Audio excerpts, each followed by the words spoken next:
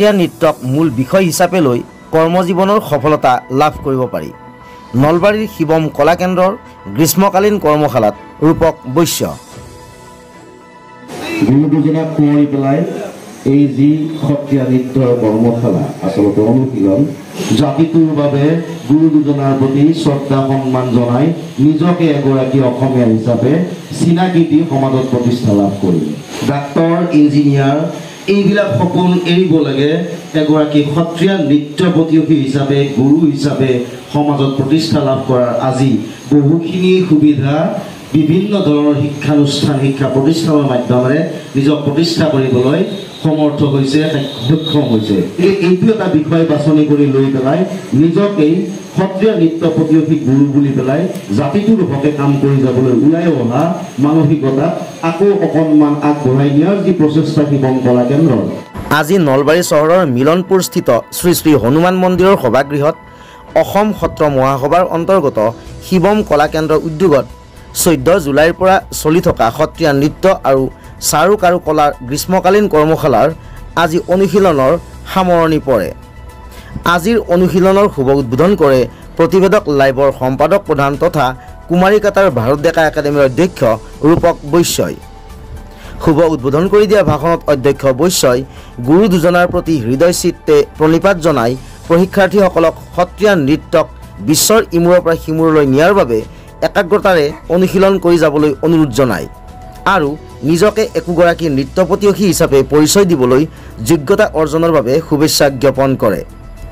ভাষণত লগতে অধ্যক্ষ বৈশ্যই সত্ৰীয়া নৃত্যক মূল বিষয় হিচাপে লৈ কৰ্মজীৱনৰ সফলতা লাভ কৰিব পাৰি বুলিও বৰ গুৰুত্বপূৰ্ণ মন্তব্য প্ৰকাশ কৰে। বিভিন্ন জিলাৰ পৰা অহা প্ৰায় 1.5 শতাধিক প্ৰশিক্ষাৰ্থীয়ে অংশগ্ৰহণ কৰা উক্ত কৰ্মশালাত আজি প্ৰশিক্ষণ প্ৰদান কৰে গোলাঘাটৰ সত্ৰীয়া নৃত্যগুৰু শ্ৰীময়ী বৰাই। উল্লেখ্য যে কাইলৈ বিয়লি 5 বজাত নলবাৰী জিলা পুথিভঁৰালত আনুষ্ঠানিকভাৱে আয়োজন কৰা হ'ব কৰ্মশালাৰ বিশেষ সামৰণি অনুষ্ঠান।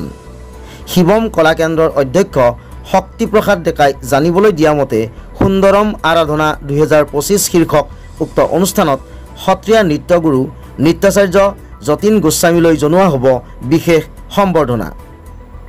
সত্ৰীয়া নৃত্য সংগীতানুষ্ঠান তবলাবাদন আদিৰে সামগ্ৰিকভাৱে অনুষ্ঠান সামৰা হ'ব বুলি জানিবলৈ দিয়ে সত্ৰীয়া নৃত্যগুৰু সনাতন বৈশ্যই।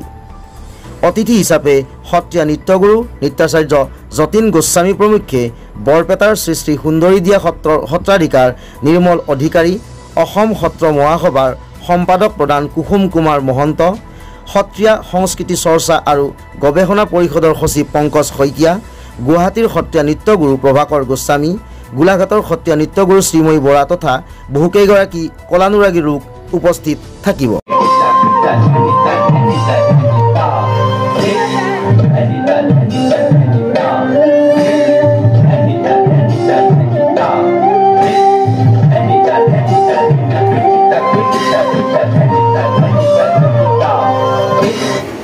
প্ৰথমে শিৱম কলাকেন্দ্ৰৰ তৰফৰ পৰা প্ৰতিবেদক লাইভলৈ সম্ভাষণ জনাইছোঁ।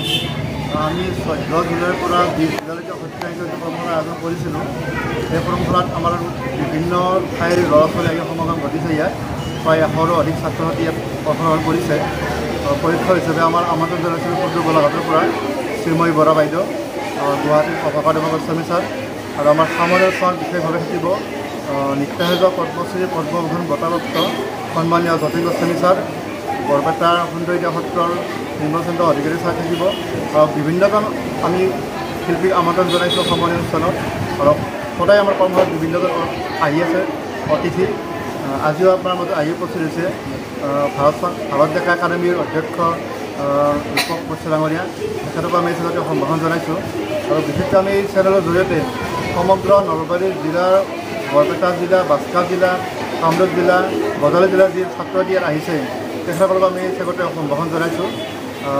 অনাগত দিনতো আমি এনেকুৱা ধৰণৰ কৰ্মশালা কৰি যাম বুলি আমি পৰিস্থিতি। প্ৰথমে মই প্ৰতিবেদক লাইভৰ সমূহ দৰ্শক মণ্ডলীক স্বাগতম জনাইছোঁ, সেৱা জনাইছোঁ।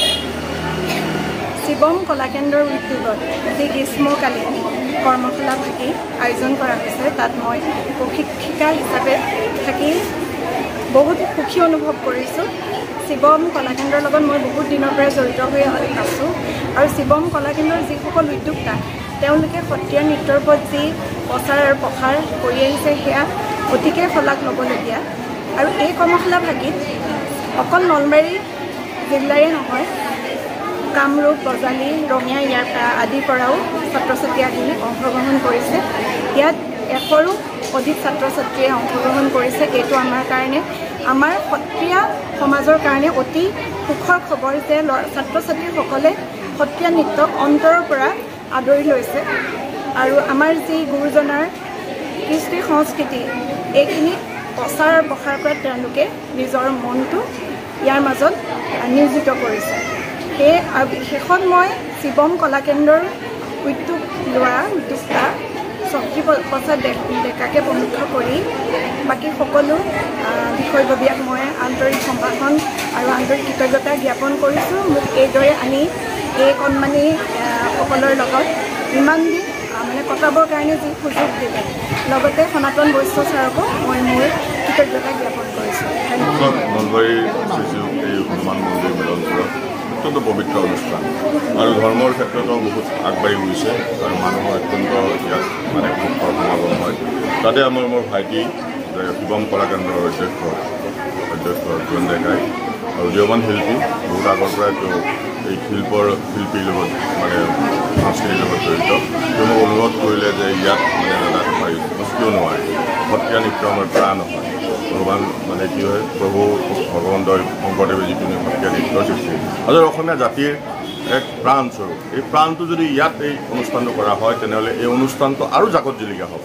গতিকে এই অনুষ্ঠানটো কৰাত আমিও বহুত আপ্লুত আৰু এই অঞ্চলৰ সমূহ ৰাইজে এই অনুষ্ঠানটো তাৰমানে উপভোগ কৰি এক নান্দনিক মানে ধৰ্মীয়ৰ ক্ষেত্ৰত এক নান্দনিক মানে হেৰি সৃষ্টি হৈছে।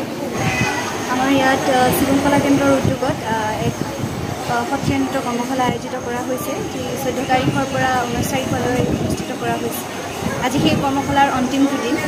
এই কৰ্মশালাভাগিত প্ৰশিক্ষক হিচাপে উপস্থিত আছিলে শ্ৰীময় বৰা মেম, লগতে প্ৰভাকৰ গোস্বামী ছাৰ। আচলতে এই কৰ্মশালাখনিত ভাগ ল'ব পাৰি নথৈ আনন্দিত হৈছোঁ, কাৰণ তেওঁলোক সত্ৰীয়াৰ খুব এগৰাকী খুব জানা মানুহ, তেওঁলোকৰ বহুখিনি অভিজ্ঞতা আছে। তাৰে কিছু অংশ হ'লেও যদি শিকিব পাৰিছোঁ, যিহেতুকে শিকিব পাৰিছোঁ কৰ্মশালাখনৰ কাৰণে, তাৰ বাবে কৃতজ্ঞতা জ্ঞাপন কৰিছোঁ। শেষত সকলোকে ধন্যবাদ জনাই আৰু শক্তি প্ৰসাদ ডেকা ছাৰৰ এনে প্ৰচেষ্টাক সন্মান জনাই ধন্যবাদ জনাইছোঁ।